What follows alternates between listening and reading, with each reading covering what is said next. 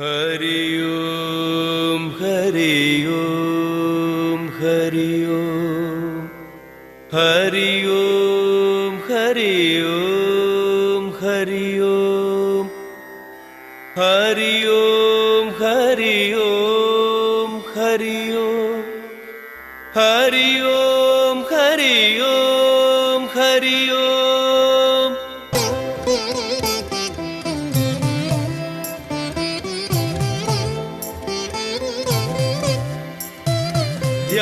ധ്യാനജപാദികൾ ചെയ്തിടാത്തോൻ ആനന്ദാമൃതമുന്നില്ല. ധ്യാനജപാദികൾ ചെയ്തിടാത്തോൻ ആനന്ദാമൃതമുന്നില്ല. ധർമ്മം ദയ ഇവ കൂടാതെ സൽക്കർമ്മം ചെയ്യാൻ കഴിയില്ല.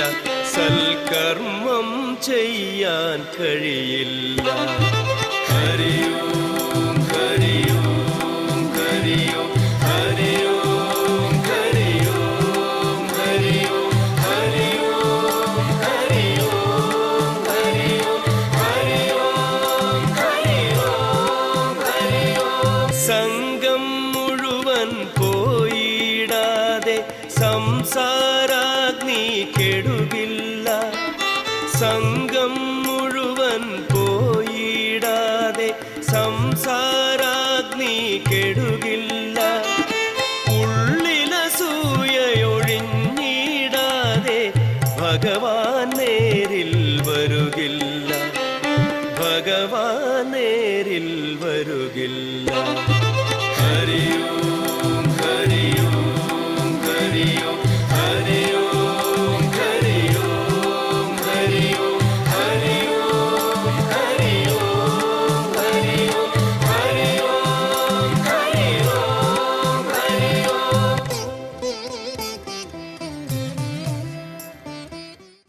ഭാഗവതത്തിലെ ധ്രുവചരിതത്തിലൂടെ നമ്മൾ കടന്നു പോകുമ്പോൾ നമുക്ക് മനസ്സിലാവുന്നത് ഭാഗവതം നമ്മളോട് ഉപദേശിക്കുന്നത് എന്ത് അനുഭവങ്ങൾ വന്നാലും പെട്ടെന്ന് നമ്മളെ നെഗറ്റീവായി റിയാക്ട് ചെയ്യാൻ മനസ്സിനെ സമ്മതിക്കരുത്. പെട്ടെന്ന് റിയാക്ട് ചെയ്യരുത്. മനസ്സ് പെട്ടെന്ന് എടുത്തു ചാടി റിയാക്ട് ചെയ്യുമ്പോൾ നമ്മൾ അറിയുന്നില്ല അതെത്ര കണ്ട് നമ്മളെ ബാധിക്കുന്നു എന്ന്. ആധുനിക മെഡിക്കൽ സയൻസ് പോലും നമ്മൾ ഓർമ്മിപ്പിക്കുന്നത് മനസ്സ് നെഗറ്റീവായി റിയാക്ട് ചെയ്യുമ്പോൾ, ഒരു പ്രതിഷേധത്തോടെ പ്രതികാരത്തോടെ റിയാക്ട് ചെയ്യുമ്പോൾ, കോപം, ക്രോധം, വിദ്വേഷം, വെറുപ്പ്, ഇതോടൊക്കെ നമ്മൾ റിയാക്ട് ചെയ്യുമ്പം, പ്രതികരിക്കുമ്പോൾ നമ്മുടെ മനസ്സിന് ചില വിഷങ്ങളെ ഉൽപ്പാദിപ്പിക്കാനുള്ള കഴിവുണ്ട്. ടോക്സിൻ നിറഞ്ഞ കെമിക്കൽസ് ഉൽപ്പാദിപ്പിക്കാനുള്ള കഴിവുണ്ട്. അത് നമ്മുടെ ശരീരത്തിലെ രക്തത്തിലേക്ക് ചേരുമ്പോൾ അത് വേഗം ശാരീരിക രോഗങ്ങൾക്ക് വഴിവെക്കുന്നു.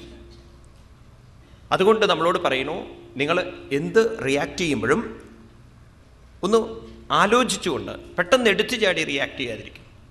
ശരീരത്തെ നശിപ്പിക്കും, മനസ്സിൻ്റെ ആരോഗ്യത്തെ നശിപ്പിക്കും, മനസ്സിൻ്റെ ശാന്തിയെ നശിപ്പിക്കും. പിന്നീട് നമ്മൾ വിഷമങ്ങളും കുറ്റബോധങ്ങളൊക്കെ ആയിട്ട് ജീവിക്കും. ഇതാണ് സ്വനീധി ദേവി ഓർമ്മിപ്പിക്കുന്നത്. യത് പരദുഃഖം പരദുഃഖത തജ്ജനോ ഭുങ്ക്തേ എന്നാണ്. നമ്മൾ അങ്ങോട്ട് കൊടുക്കുന്ന ദുഃഖം അത് നമ്മൾ തന്നെ തിരിച്ചനുഭവിക്കേണ്ടി വരും. What you so that you will റീപ്പ്, Jesus പറയുന്നതാണ്.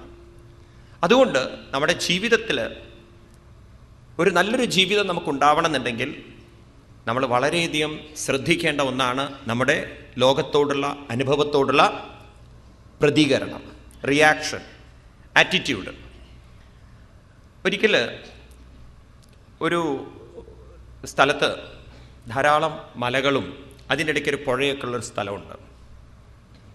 അവിടെ കുറേ കുടുംബങ്ങളും താമസിച്ചിരുന്നു. അപ്പോൾ അവിടുത്തെ കുട്ടികളെല്ലാം ഈ മലയുടെ താഴ്വാരത്തിൽ വന്ന് കളിക്കും. ഫുട്ബോളോ കബഡിയോ എന്തെങ്കിലുമൊക്കെ കളിക്കും അവർ.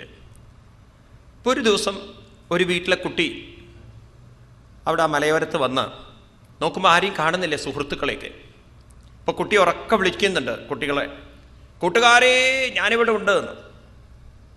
കുട്ടി അത് പറഞ്ഞതും അതേപോലെ ശബ്ദം കുട്ടി കേൾക്കുകയാണ്, കൂട്ടുകാരെ ഞാനിവിടെ ഉണ്ട്. അപ്പോൾ കുട്ടി ഇവിടുന്ന് വീണ്ടും വിളിച്ചു പറയാൻ തുടങ്ങി, ഞാനിവിടെയാണ്. അപ്പോൾ അവിടുന്ന് ശബ്ദം കേട്ടു, ഞാനിവിടെയാണ്. അപ്പോൾ വീണ്ടും കുട്ടി ഇവിടുന്ന് നിങ്ങൾ ഇങ്ങോട്ട് വരൂ. അപ്പോൾ അവിടുന്ന് വീണ്ടും ശബ്ദം, നിങ്ങൾ ഇങ്ങോട്ട് വരൂ.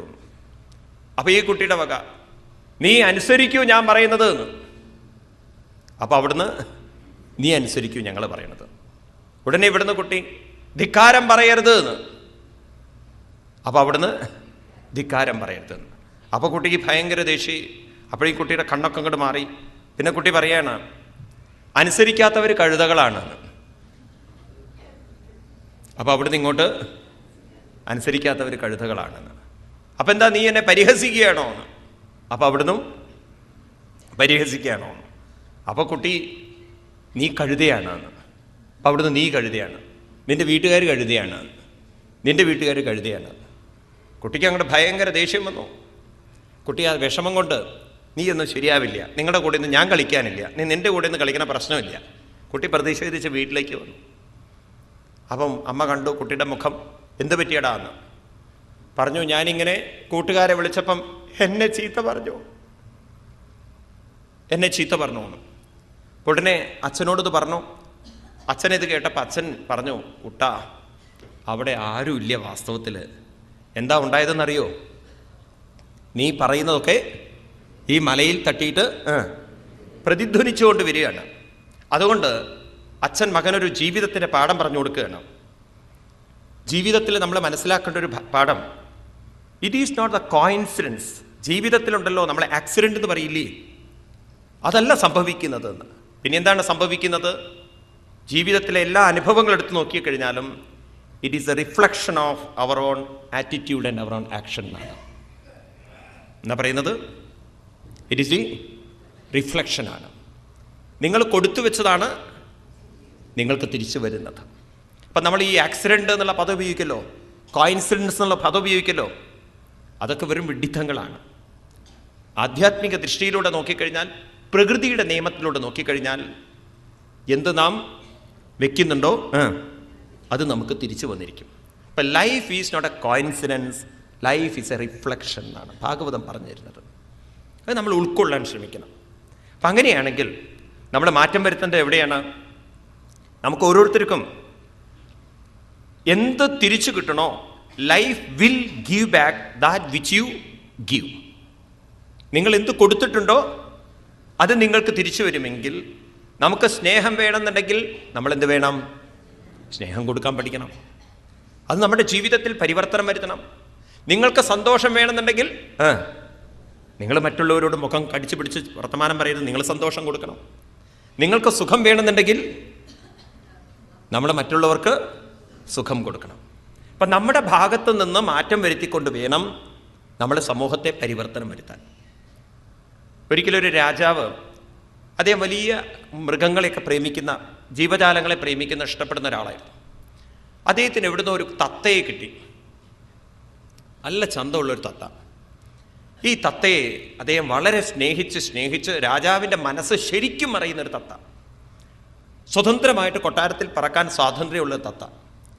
അങ്ങനെ രാജാവിൻ്റെ കൂടെ രാജാവ് പുറത്തു പോകുമ്പോഴൊക്കെ കുതിരയുടെ മുകളിലിരിക്കും തത്തയും, രാജാവ് കൊണ്ടുപോകും. എല്ലാവരും ആദരിച്ചു. തത്തയ്ക്കാണെങ്കിൽ ചില ഭാഷകളൊക്കെ അറിയാം. അങ്ങനെ ഒരിക്കൽ രാജാവ് മൃഗയാവിനോദത്തിന് പോകുമ്പോൾ ഈ തത്തയെ കൊണ്ടുപോയി. അങ്ങനെ രാജാവ് മൃഗയാവിനോദമൊക്കെ ചെയ്ത് ക്ഷീണിച്ച് പരവശനായിരിക്കുമ്പോൾ തത്തയും രാജാവ് ഇരിക്കുന്ന ഒരു വൃക്ഷത്തിൻ്റെ താഴെ ഇരിക്കുന്നത്, അതിൻ്റെ മുകളിൽ ഇരിക്കുന്നുണ്ട്. പെട്ടെന്ന് രാജാവിന് വലിയ ദാഹം തോന്നിയപ്പോൾ അവിടെയുള്ളൊരു തടാകത്തിൽ ചെന്ന് ഒരു ഇല കൊണ്ടൊരു ചെറിയൊരു കുമ്പിളുണ്ടാക്കി അതിൽ നിന്ന് വെള്ളം കുടിക്കാൻ തുടങ്ങി. പെട്ടെന്ന് തത്ത വന്ന് ആ ഇലയുടെ കുമ്പിളുണ്ടല്ലോ അത് കൊത്തി കേടുവരുത്തി കളഞ്ഞു. രാജാവിൻ്റെ കയ്യിൽ നിന്ന് വെള്ളം താഴെ വീണു. രാജാവിന് ഭയങ്കര ദേഷ്യം വന്നു. തത്തയോട് പറഞ്ഞു, ഡോണ്ട് ഡൂ ദാറ്റ് എന്ന്. ഇംഗ്ലീഷിലല്ല, അയാളുടെ ഭാഷയിൽ. തത്ത വീണ്ടും പറന്നവിടെ ചെന്നിരുന്നു. വീണ്ടും രാജാവ് മറ്റൊരു ഇലയെടുത്ത് വെള്ളം എടുക്കുന്ന സമയത്ത് തത്ത വന്ന് കാഷ്ടിച്ച് കളഞ്ഞതിൽ കുടിക്കാൻ പറ്റിയില്ല രാജാവിന്. രാജാവ് വെള്ളം കളഞ്ഞു. വീണ്ടും രാജാവ് വെള്ളം എടുക്കാൻ നേരത്ത് തത്ത ഒരൊറ്റ ചിറകുകൊണ്ട് അടിച്ച് തെറിപ്പിച്ച് കളഞ്ഞു. രാജാവിന് കോപം വന്നു. ഇനിയും വന്നു കഴിഞ്ഞാൽ വെട്ടുന്നുള്ള അവസ്ഥ. ഇത്ര സ്നേഹമുള്ള തത്തയിൽ ശരി, അത്ര ദാഹിച്ച് തൊണ്ട വരണ്ടുണ്ട്. വീണ്ടും രാജാവ് വെള്ളം എടുക്കലും തത്ത പാറി വന്നതും തട്ടി മാറ്റാൻ ശ്രമിക്കുന്നതും പെട്ടെന്ന് വാളെടുത്തുകൊണ്ട് ഒരൊറ്റ വെട്ടു കൊടുത്തു. തത്തയെ വെട്ടി മാറ്റി. രാജാവ് വെള്ളം കുടിക്കുന്ന സമയത്ത് അദ്ദേഹത്തിൻ്റെ കണ്ണ് എതിർച്ചയാ വെള്ളത്തിലേക്ക് നോക്കിയപ്പോൾ ഒരു ഘോര സർപ്പം ചീഞ്ഞളിഞ്ഞ് കിടക്കുകയാണ്. ആ ചീഞ്ഞളിഞ്ഞ് കിടക്കുന്ന പാമ്പിൻ്റെ വിഷമാണ് ഈ രാജാവ് കുടിക്കുന്നതെന്ന ബോധം ആർക്കുണ്ടായി? തത്ത അതാ കാണുന്നതേ, ദൈവത്തിനെ രക്ഷിച്ചുകൊണ്ടിരിക്കുകയാണ്. പക്ഷെ തിരിച്ചറിയാനുള്ള വിവേകം ആർക്കുണ്ടായില്ല? രാജാവിനുണ്ടായിരുന്നില്ല. ഇങ്ങനെയാണ് മനുഷ്യൻ എന്ന് പറയുന്നത്. അറിയില്ല അവന് ചിലപ്പം താൻ ചെയ്യുന്ന പ്രവൃത്തി തനിക്ക് തന്നെ അപകടകരമായി തീരുമെന്നുള്ളത്. ആ പെട്ടെന്നുള്ള റിയാക്ഷൻ ഉണ്ടല്ലോ, അവൻ തന്നെയും നശിപ്പിക്കും, മറ്റുള്ളവരെയും നശിപ്പിക്കും. അതുകൊണ്ട് നമ്മൾ ഓർമ്മിപ്പിക്കുന്നു, നാം പ്രതികരിക്കുന്ന സമയത്ത് ഒരു വിവേകത്തോടുകൂടി പ്രതികരിക്കണം. ഇതൊന്നും നമ്മൾ പറഞ്ഞു പഠിച്ചതുകൊണ്ട് കാര്യമില്ലേ. ഇതൊന്നും പുസ്തകത്തിൽ നോക്കിയിട്ട് നിങ്ങൾ ചെന്നിട്ട് പ്രതികരിക്കുമ്പോൾ ആലോചിച്ച് പ്രവർത്തിക്കണം. Twice you have to think. ഒരു കുന്തവും നടക്കില്ല. അതൊന്നും ആ സമയത്ത് നടക്കില്ല. എന്താ വരുന്നത് വെച്ചാൽ അപ്പം നമ്മൾ പ്രതികരിച്ചിട്ടുണ്ടാവും. അങ്ങനെ നമ്മുടെ ശീലം വന്നുപോയി. നമ്മളങ്ങനെ ചിത്തത്തിൽ അങ്ങനെ ഒരു സംസ്കാരം ഉണ്ടാക്കി വെച്ചു പോയി. ഇനി എന്ത് വേണം? കുറച്ച് നമ്മൾ ആത്മീയ സംസ്കാരം കൊണ്ടുവരുമ്പോൾ നമ്മുടെ പഴയ സംസ്കാരത്തിൻ്റെ ശക്തി കുറഞ്ഞു വരും. അപ്പം നമുക്ക് മനസ്സിലാവും, C even this will pass away. ഞാൻ ബഹളം വെച്ചാലും ബഹളം വച്ചില്ലെങ്കിലും ഇതും കുറച്ച് കഴിഞ്ഞാൽ മാറുന്നതാണ്. ഇതും മാറും. ഞാൻ എന്തിന് ബഹളം വയ്ക്കണം? ഒരു നിമിഷം നമ്മുടെ മനസ്സിനെ നമുക്ക് ഒന്ന് കൺസോൾ ചെയ്യാൻ സാധിച്ചാൽ, നമുക്ക് കൗൺസിലിംഗ് ചെയ്യാൻ സാധിച്ചാൽ, നമുക്ക് നിയന്ത്രിക്കാൻ സാധിച്ചാൽ, വേണമെങ്കിൽ വലിയ ദുരന്തങ്ങളെ നമുക്ക് മാറ്റിവെക്കാൻ സാധിക്കും. ശരിയല്ലേ? ഇതാണ് നമുക്ക് ധ്രുവനിലൂടെ പറഞ്ഞു തരുന്നത്. ധ്രുവൻ എന്ന് പറയുന്നത് തന്നെ വിവേകബുദ്ധിയാണ്. അതാണ് ഗീതയിൽ അവസാനം ഓർമ്മിപ്പിക്കുന്നത്. യത്ര യോഗേശ്വര കൃഷ്ണോ യത്ര പാർത്ഥോ ധനുർധരാം തത്ര ശ്രീ വിജയോ ബോധിർ ധ്രുവ നീതിർമതിർമമ. നിങ്ങൾക്ക് ധ്രുവമായ ദൃഢമായൊരു ബുദ്ധി ഉണ്ടെങ്കിൽ നിങ്ങളുടെ ജീവിതം വിജയമാക്കി തീർക്കാം. അതിനെ നമുക്ക് സജ്ജനങ്ങളായിട്ടുള്ള ആളുകളുമായിട്ടുള്ള സമ്പർക്കം വേണം. ധ്രുവൻ അത് കിട്ടി. അദ്ദേഹത്തിൻ്റെ ജീവിതം സഫലമാക്കിയെടുക്കാൻ സാധിച്ചു. ഈ കഥ നാരദ മഹർഷി പറഞ്ഞു കൊടുത്ത കഥയാണ്. പ്രജേതസ്സുകളുടെ സഭയിൽ വെച്ച്, യാഗശാലയിൽ വെച്ചിട്ട് പറഞ്ഞ കഥയാണ്. അപ്പോൾ അത് കേട്ടപ്പോൾ, പ്രജേതസ്സുകളുടെ സഭയിൽ വെച്ച് ഇങ്ങനെ ഒരു കഥ പറഞ്ഞു എന്ന് കേട്ടപ്പോൾ, എന്നാൽ ആ കഥ എന്തൊക്കെയാണ് അവിടെ വെച്ച് നടന്നതെന്നും അതുപോലെ തന്നെ പ്രജേതസ്സുകൾ ആരാണെന്നുള്ള കാര്യങ്ങളൊക്കെ ഒന്ന് വിസ്തരിച്ച് പറഞ്ഞു തരൂ എന്ന് പറഞ്ഞപ്പോൾ അതിന് പിന്നീട് കഥ പറയുകയാണ്. ധ്രുവൻ്റെ വംശാവലിയുടെ കഥ. ആരാണ് ധ്രുവൻ്റെ വംശാവലി? ധ്രുവന് ഉൽക്കലൻ എന്നൊരു പുത്രൻ ഉണ്ടായിരുന്നു. പക്ഷെ ആ പുത്രൻ രാജ്യഭാരം ഒന്നും ഏറ്റെടുത്തില്ല. എന്താണത്രേ കാരണം? ആ കുട്ടി സജ്ജന്മനോപശാന്താത്മാ നിസ്സംഗ സമദർശനം ദദസ്സലോകേ വിദതം ആത്മാനം ലോകമാത്മനി ആത്മാനം ബ്രഹ്മനിർവാണം പ്രത്യസ്തമിത വിഗ്രഹം അവബോധരസൈകാത്മ്യാനന്ദമനു സന്തതം. കുട്ടിക്കാലത്ത് തന്നെ അച്ഛനമ്മമാരിൽ നിന്ന് നല്ലൊരു ആത്മീയ സംസ്കാരം ആ കുട്ടിക്കുള്ളത് കൊണ്ട് ആ കുട്ടിക്ക് മനസ്സിലായി, രാജ്യഭാരമൊന്നും ഞാൻ എടുക്കണ്ട, സഹോദരൻ എടുത്തോട്ടെ. മൂത്തവനായിട്ടും, യഥാർത്ഥത്തിൽ മൂത്തവർക്കാണല്ലോ രാജ്യഭാരം, എന്നിട്ട് തൻ്റെ അനുജന് വിട്ടുകൊടുക്കാനുള്ള വിവേകം ആർക്കുണ്ടായി? ഭാരതത്തിൽ ഇങ്ങനെയൊക്കെയുള്ള സംസ്കാരങ്ങൾ കാണാം. കാരണം ഈ ഭൗതികമായ രാജ്യസമ്പത്ത് കുറച്ചു കാലം മാത്രമേ എനിക്ക് അനുഭവിക്കാൻ പറ്റുകയുള്ളൂ. അതിനും വലിയൊരു ആത്മീയ സമ്പത്ത് എനിക്ക് നേടിയെടുക്കാൻ സാധിച്ചാൽ ഈ ഭൗതിക സമ്പത്ത് അനുഭവിക്കുന്നതിനേക്കാൾ വലിയൊരു സുഖം ആത്മീയ സമ്പത്ത് അനുഭവിക്കുന്ന സമയത്തുണ്ട് എന്നുള്ള ബോധം ഭാരതീയ മനസ്സിലുള്ളത് കൊണ്ടുണ്ടല്ലോ നമുക്ക് ഈ രാജ്യത്തെ വിടാൻ യാതൊരു പ്രയാസം ഉണ്ടായിരുന്നില്ല നമ്മുടെ പൂർവികന്മാർക്ക്. ഈ കഥകളൊക്കെ ഇങ്ങനെയാണ് നമുക്ക് പറഞ്ഞു തരുന്നത്. ഇന്ന് നമ്മൾ ലോകത്തെ മുറുകെ പിടിച്ച് ജീവിക്കുന്ന ധൃതരാഷ്ട്രന്മാര്, ധൃതരാഷ്ട്രം എന്നുള്ള ശബ്ദത്തിന് അതാണ് അർത്ഥം. ധൃത രാഷ്ട്രം എന്നാണ്. രാഷ്ട്രം എന്ന് പറഞ്ഞാൽ സമ്പത്ത്, ഭൗതിക സമ്പത്ത്. അത് ധൃതം ചെയ്തവര്. ധൃതം ചെയ്യുക പറഞ്ഞാൽ ഇത് തന്നെ ജീവിതം, ഇത് തന്നെ സുഖം, ഇത് തന്നെ എല്ലാം എന്ന് പറഞ്ഞ് അത് തന്നെ മുറുകെ പിടിച്ചുകൊണ്ട്, ബന്ധങ്ങളെയും വസ്തുക്കളെയും മുറുകെ പിടിച്ചുകൊണ്ട് ജീവിക്കുന്നവരൊക്കെ ആരാണ്? ധൃതരാഷ്ട്ര അന്ധന്മാരാണ്. അവർക്ക് വിവേകമില്ല. എന്നാൽ വിവേകികളായിട്ടുള്ള ആളുകൾ പരീക്ഷലോകൻ, ഈ ലോകത്തെ പരീക്ഷണം ചെയ്തു നോക്കിയിട്ട് അവർക്ക് മനസ്സിലാവുന്നുണ്ട്, എൻ്റെ മുത്തശ്ശൻ മരിച്ചിട്ടൊന്നും കൊണ്ടുപോയില്ല, എൻ്റെ അച്ഛൻ മരിച്ചിട്ടൊന്നും കൊണ്ടുപോയില്ല, ഇനി എൻ്റെ കൂടെ ഉള്ളവരൊന്നും കൊണ്ടുപോകുന്നില്ല. പിന്നെ ഇത് മുറുകെ പിടിച്ചിട്ട് ഇവരെന്താ കൊണ്ടുപോകുന്നത്? ഈ വിവേകം നമ്മുടെ ഭാരതീയ സംസ്കാരം പഠിപ്പിച്ച് പൂർവികന്മാരെ മനസ്സിലാക്കിയതുകൊണ്ട്, അത് പരമ്പരയായിട്ട് നമ്മുടെ സമൂഹത്തിലുള്ളതുകൊണ്ട് അന്നേ നമ്മുടെ പൂർവികർക്ക് പറഞ്ഞു കൊടുക്കാൻ സാധിക്കുമായിരുന്നു, ഭൗതിക സമ്പത്തിനേക്കാൾ വലിയ സമ്പത്താണ് ആത്മീയ സമ്പത്ത് എന്ന്. അത് ഈ കുട്ടി ഉൾക്കൊണ്ടുകൊണ്ട് അനുജന് വിട്ടുകൊടുത്തു. അനുജൻ വത്സരനാണ് രാജ്യം ഭരിച്ചത്. അദ്ദേഹം രാജ്യം ഭരിച്ചു, വിവാഹമൊക്കെ കഴിച്ചു. അദ്ദേഹത്തിൻ്റെ പുത്രപരമ്പര ഇങ്ങനെ വന്നു. അങ്ങനെ അദ്ദേഹത്തിൻ്റെ പുത്രപരമ്പരയിൽ വന്ന രാജാവാണ് അംഗരാജാവ്. അംഗരാജാവിൻ്റെ ഭാര്യയായിരുന്നു സുനീത.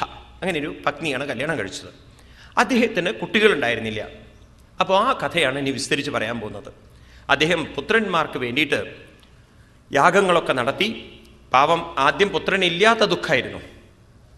അങ്ങനെ യാഗങ്ങളൊക്കെ നടത്തി ക്രമേണ അദ്ദേഹത്തിന് മഹർഷിമാരെ പറഞ്ഞു ഒരു പുത്രഭാഗ്യം ഉണ്ടാവുമെന്നു. ആദ്യം വേണ്ടാന്നൊക്കെ പറഞ്ഞാൽ, പക്ഷെ അദ്ദേഹത്തിന് പുത്രഭാഗ്യം ഉണ്ടായേ പറ്റുള്ളൂ എന്നുള്ളൊരു വാശി. ഏതായാലും അദ്ദേഹത്തിന് പണ്ട് കാലത്ത് യാഗം നടത്തും, പുത്രകാമേഷ്ടി യാഗം. യാഗത്തിൽ നിന്ന് പായസം വരും. ആ പായസം കഴിച്ചാൽ ഗർഭവും വരും. അന്നത്തെ പായസത്തിന് അങ്ങനെ കുഴപ്പമുണ്ട്. ഇന്നത്തെ പായസത്തിന് ആ കുഴപ്പമില്ല. ഇന്ന് ധൈര്യമായിട്ട് കഴിക്കാം. അപ്പം അങ്ങനെ ഒരു പായസം വന്നു. അത് പത്നിക്ക് കൊടുത്തു. അവൾ ഗർഭിണി. ആ പുത്രന് പേരിട്ടു വേനൻ. നല്ല പേരാ, വേനൻ. അവനാണെങ്കിലോ പ്രസവിച്ച് പുറത്ത് വന്ന അന്ന് മുതൽ എവിടുന്നാവോ ആ കുട്ടിക്ക് ഇത്ര ദുഷ്ടത്തരം കിട്ടിയത്? സബാലയേവ പുരുഷോ മാതാമഹനു അനുവ്രത അധർമാം ചോത്ഭവം മൃത്യും തേനാഭവധാർമ്മിക. അധാർമികനായിട്ട് മരണത്തിൻ്റെ കൂടെ നടക്കുന്നവൻ. എങ്ങനെയാ കുട്ടിക്ക് ഭയങ്കര ക്രൂരത. ചില കുട്ടികളെയൊക്കെ നമുക്ക് കാണാം ക്രൂരത സ്വഭാവമാക്കിയിട്ടുള്ളവർ.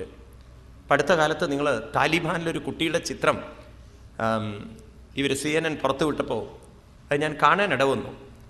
12 വയസ്സുള്ള കുട്ടി ഒരാളെ, ഒരു ഫോറിനറെ, ഒരു വിദേശിയാണ്, പത്രപ്രവർത്തകരെ ചെയ്തിരിക്കുന്ന പണി എന്താ വെച്ചാൽ അയാളുടെ കൈ പുറകോട്ട് കെട്ടിയിട്ട് കാലും കെട്ടിയിട്ടിട്ട്